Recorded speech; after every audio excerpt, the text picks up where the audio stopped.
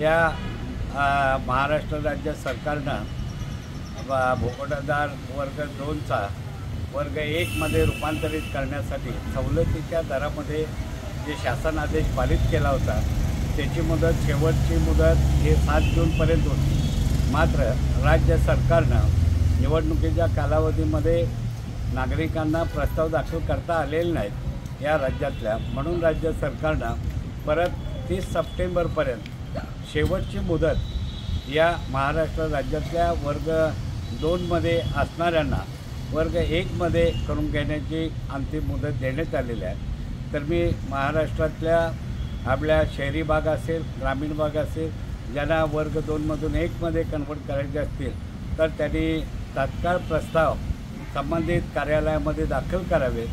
त्याचबरोबर नगरपालिका आणि महानगरपालिका क्षेत्रातील वर्ग 2च्या नागरिकांना शिवसेना गुंटेवारी विकास समिती आवाहन करत आहे की राज्य शासनाचा 2021चा शासन आदेश याप्रमाणे ज्या नागरिकांनी वर्ग 2मधल्या संबंधित नगरपालिकांचे प्रमाणपत्र आणि नकाशा मंजूर करून घेतलेला आहे अशा नागरिकांना 25% लाभार्थी राज्य सरकारने यापूर्वीच केलेला आहे। तर या नागरिकांना 25% रक्कम भरून आपले जमिनी वर्ग 2च्या 1मध्ये करता येणार आहे।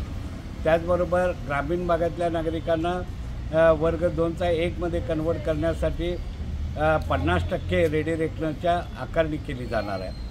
तरी ही माहिती सर्वांच्यापर्यंत पोहोचवावी अशी मी सर्वांना नम्र विनंती करतो। जय हिंद, जय महाराष्ट्र।